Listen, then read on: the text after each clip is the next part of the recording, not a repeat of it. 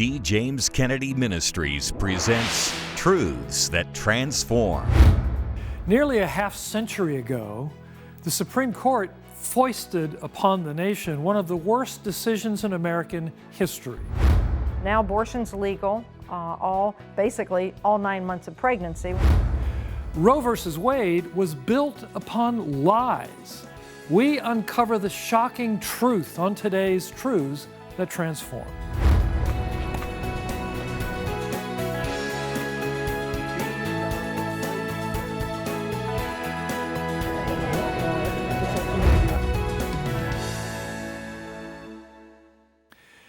Welcome to Truths That Transform, a production of D. James Kennedy Ministries, where we are standing for truth and defending your freedom. This week marks the 49th anniversary of the Supreme Court's landmark Roe versus Wade decision, which made abortion on demand a supposed constitutional right in America and has led to the deaths of more than 63 million children. On today's program, you will discover how one of the abortion movement's foremost proponents came to see the light. And we will share with you some compelling resources that you will want to have for yourself and to share with others. As we begin, though the tide is slowly turning away from abortion, the same utter falsehoods used to justify its legalization are still in use today.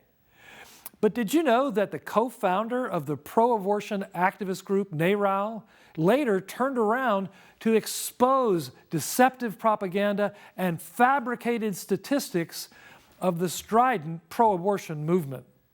Our own Dr. Jerry Newcomb has more. Since the 1970s, abortion has become thoroughly ensconced in the American landscape. You're just scared. I am not scared. You are, and it's as simple as going to the dentist. Many people don't realize the concerted effort and barrage of propaganda that the left engaged in to sell abortion to the American people. And many of those lies got back to one man, the late Bernard Nathanson, MD, the co-founder of NARAL. Nathanson was one of the architects of legal abortion in the United States, and he helped to form NARAL, at that time the National Association for the Repeal of Abortion Laws, now the National Abortion Rights Action League. Dr. Bernard Nathanson was once upon known as America's abortion king, or the father of America's industry of abortion. But what America doesn't know is that this man, who unleashed abortion onto our country, primarily using 8 points of propaganda and a very methodical strategy, became 100% unequivocally pro-life. And he wanted every American to know how and why he deceived our nation with the lie that abortion is women's health care. And he also wanted this beautiful Christ-centered message about love made common knowledge across the nation. At one time, Nathanson ran one of the largest abortion clinics in the world and performed or oversaw 75,000 abortions. But Terry Beatley of Virginia felt impressed after a season of intense prayer that she should seek out a meeting with Dr. Nathanson. This was in 2009, about a year before his death. So I found his number, pro-life attorney gave me his number, and I called up there in November of '09. And his wife at that time, Christine, she answered, and she said, "Terry, my husband is 83 years old. He's terminally ill with cancer, and he has not granted an interview in well over a year." And she said, "All I can tell you to do is put your request in writing, fax it up here, and I'll present it to my husband." But she said, "Don't get your hopes up." But by God's grace, Dr. Nathanson did meet with her for about an hour. It was a meeting that would change the trajectory of her life. He told her to tell America how he and other pro-abortion elites, beginning in the late 1960s, created an 8-point strategy to deceive America to accept abortion. They hired a public relations firm for about $7,500, and this is what the PR firm instructed them to do. They had to first craft this abortion movement, first thing around choice. And we all know it was around choice, a woman's right to choose. And any good lawyer knows that if you're the first person out of the box with an argument, usually you can win that argument because the other side is ill-prepared. Well, America was very ill-prepared for this notion of legalizing abortion. I mean, most people didn't even know what an abortion was. All right, number two, they crafted the slogans. Many of these slogans you know today: my body, my choice, every baby a wanted baby, and many of these sayings are still being used today, these slogans. So they have to commandeer the language. Number three, they would use the complicit media. Dr. Nathanson could tell them almost anything and they would believe it. And they'd turn right around, they'd report it as fact. For example, there were many lies centering around statistics. He would look right at the reporters in his very professional way, and he would tell them that, look, we have an epidemic on our hands. 1 million women a year are having back alley abortions. 5,000 to 10,000 women a year are dying due to complications of these illegal abortions. Now, the problem with those numbers is all of those numbers were bald-faced lies. He told us when he became pro-life how they had deliberately lied about abortion numbers, lied about the effect of illegal abortion on women, and just made up data in order to support their cause. And there were other made-up statistics, such as 60% of Americans at that time supposedly wanted abortion legal, when in reality it was less than 1%. But Nathanson was in for a surprise when he started at a new position.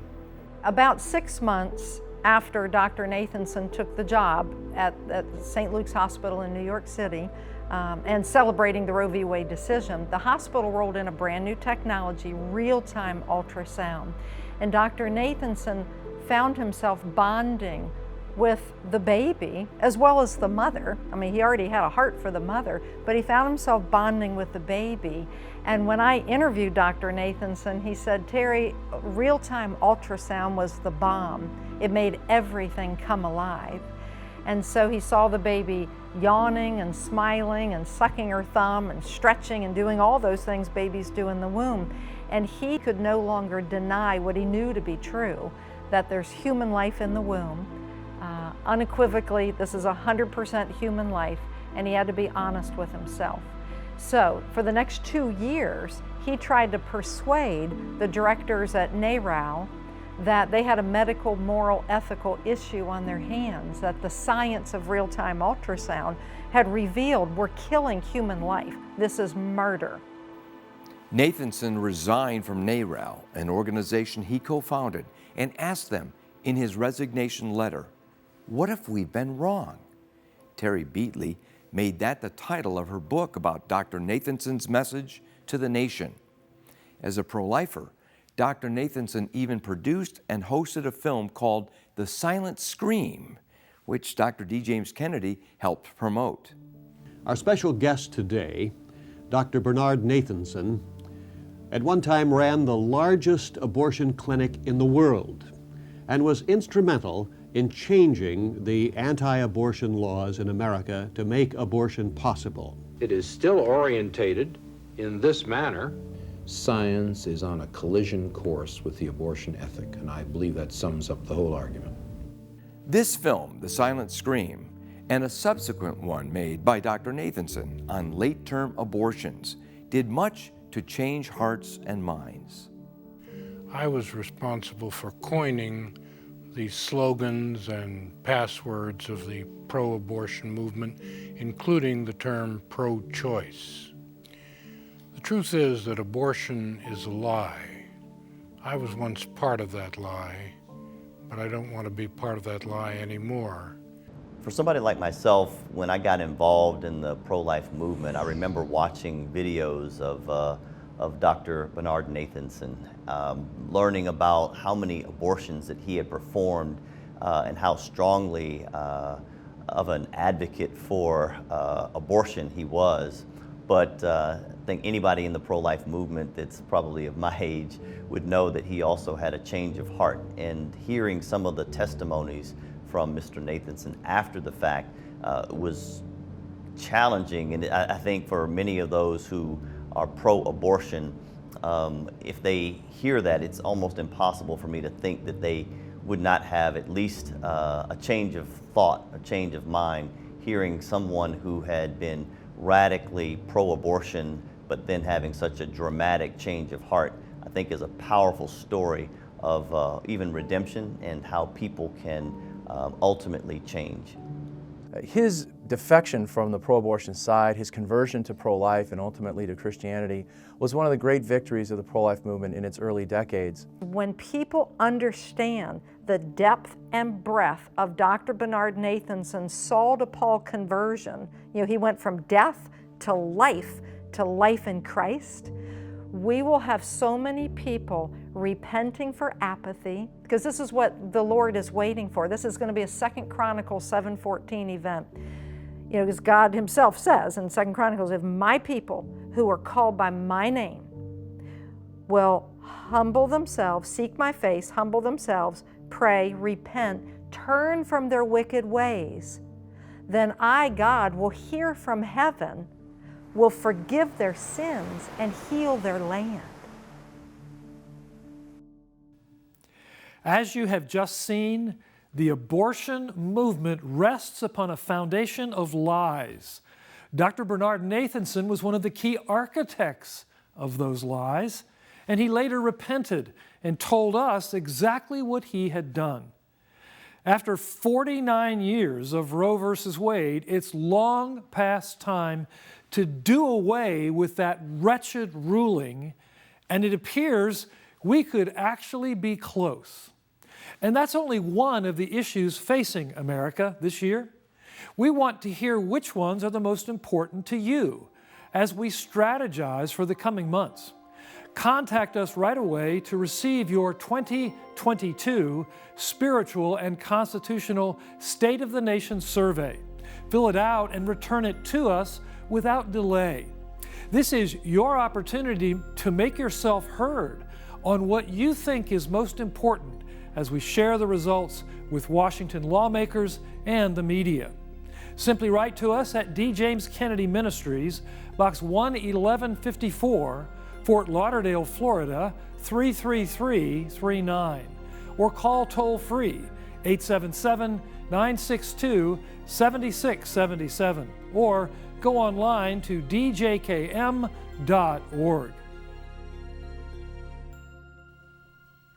Dr. D. James Kennedy insightfully recognized that all great evils, like America's abortion regime, are based on satanic lies. He shed more light in this portion of his compelling message, Lies and More Lies. Every evil system that has come down the pike has been based upon a foundation of lies. To wit, Nazism, based upon the lie that the Nazis were the master race destined to rule the world.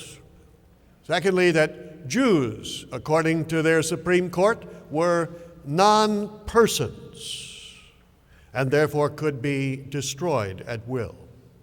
Or communism, based upon the lie that state ownership of factories and farms would greatly increase output, production, prosperity, and wealth. And that the state under communism would finally simply wither away. Shintoism, based upon the lie that the emperor was God. It was the absolute conviction of Japanese officers and soldiers that it was impossible for them to lose a war, since their emperor was God. A lie which cost the lives of millions. In fact, if you take all of the millions and millions of people that died because of those lies, it is staggering. No wonder Jesus said of Satan that not only is he the father of lies, but he was a murderer from the beginning. And he said that those that hate me love death. But the truth will out, and the truth of all of those lies has outed, and there is virtually no one that believes any of them today. Yet they gripped the minds and hearts of men and brought bloodshed across the world. Abortion. Some would say, well, how dare you compare that to Nazism and communism and Shintoism, which brought about the destruction of tens of millions of lives? My friends, abortion has brought about the death of more lives than Nazism, communism, Shintoism combined. Let me be more emphatic. Abortion worldwide has brought about the death of more human beings than have died in all of the world's wars throughout human history. Dr. Francis Schaeffer, from this pulpit before he died, said that of all of the inalienable rights, life is by far the most important. What do liberty and the pursuit of happiness mean to a man in a coffin? He cares nothing about all of the shackles that may bind his limbs, and all of the great opportunities to purchase new inventions mean nothing to him. He could not conceivably care less whether the stock market goes up or goes down. Without life, you have nothing. And we have been destroying it by the carload in America. And it's all based upon lies by the father of lies. And I'm afraid there are no doubt some right here in this sanctuary who have believed some of the lies of abortion. Lies and more lies. The first, most important, and most common one is that what is to be aborted is not a baby. The most common question asked by young women when they come to abortion clinics is this: is it a baby? And what were they told tens or scores of millions of times? No, it is not. A lie. It's only POC, product of conception. It's just a clump of cells. It's like a wart. You'd want to get a wart removed, wouldn't you? Or a mole. But it's not a baby.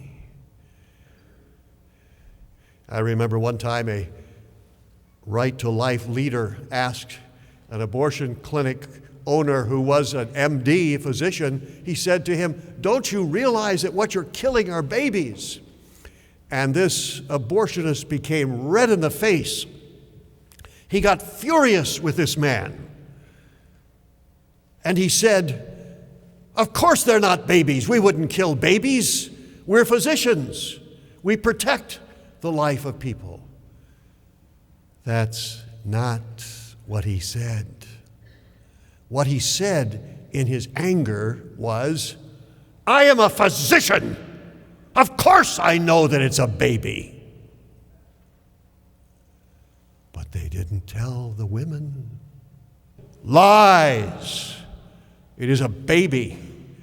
And scientists have concluded long ago that there is no place from conception on where you can say that yesterday this was not a baby and today it is. The greatest lie of all. It's not a baby. You see, abortion is a fantastically profitable industry. Another lie. Oh, there's nothing to it. You can do it. Why there won't be any problems. How many women have heard that? Well, in 2001, the Royal College of Obstetricians and Gynecologists in England did a vast study on abortion and found out the number and percentage of people who had abortions who had medical problems sufficient enough to require a doctor's attention and care. And applied to the number of abortions that have been conducted in America, it means that 140,000 women every year have medical complications of their legal abortion sufficient to require a doctor's attention. How many of them die? Nobody knows, because of the great lie that's going on. Well, I have no doubt I am speaking to some ladies who have had abortions. Ladies who were deceived by these lies. Well, ladies, let me tell you, there is mercy with the Lord. There is forgiveness with Him. When we love Him, we love life, for He is the giver of life. And as the number of Christians in this country continues to grow, we're going to see abortion swept away from America. As you have just seen, Dr. Kennedy minced no words when talking about the horror of abortion in America. He spoke boldly because he saw clearly, having been informed by the Word of God.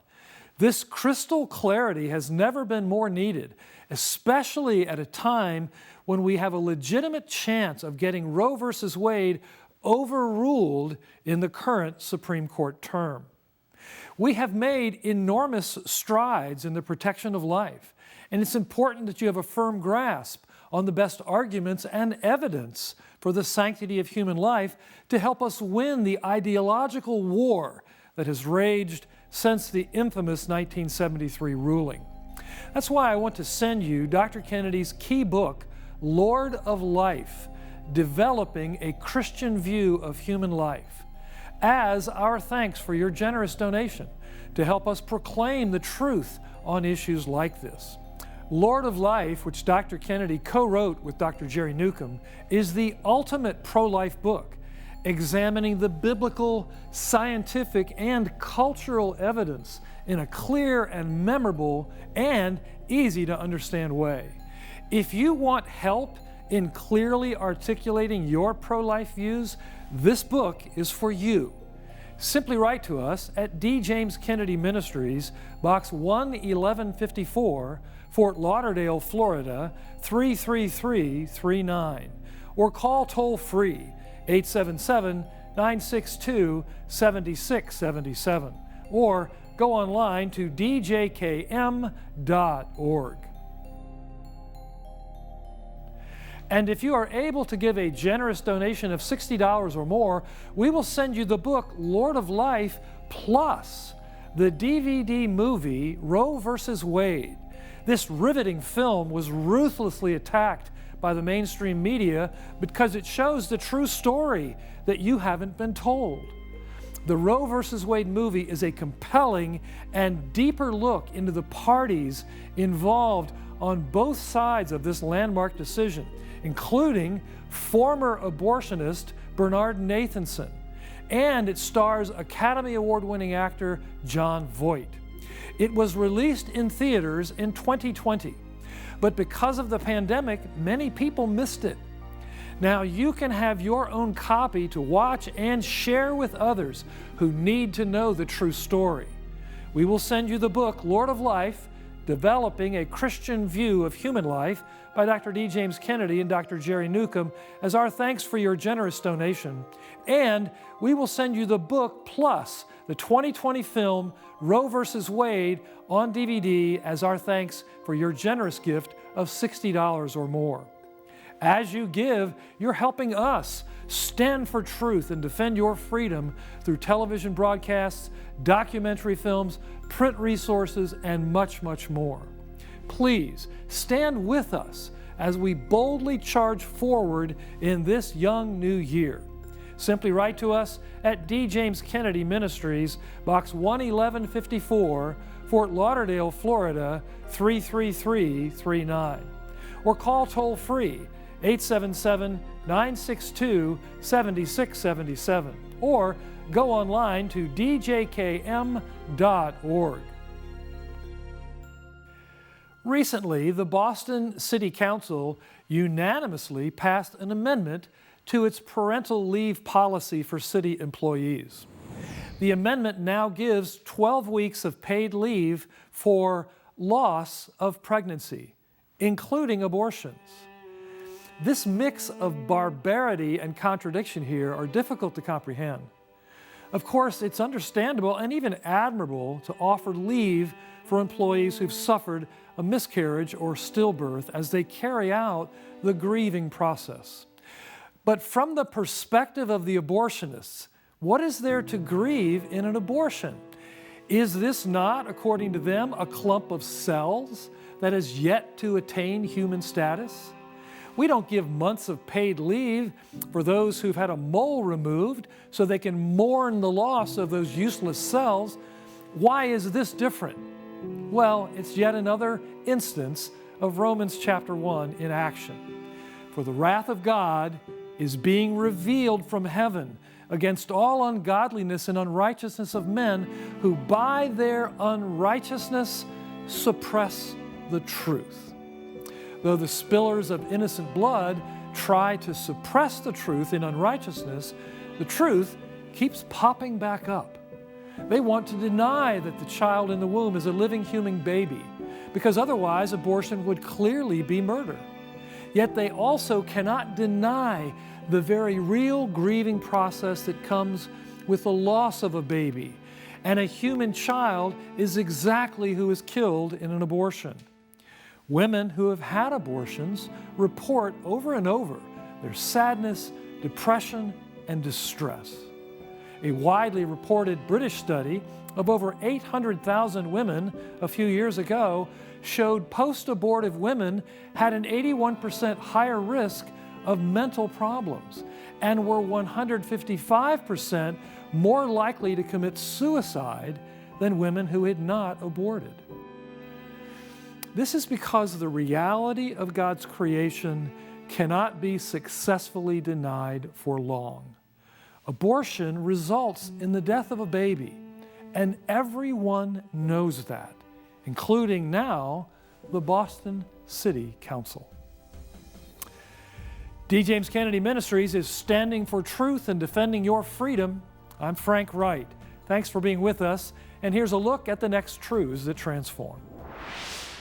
The Dobbs case coming out of Mississippi was originally thought about to really strike a blow to Roe versus Wade. That's next week. This has been a production of D. James Kennedy Ministries.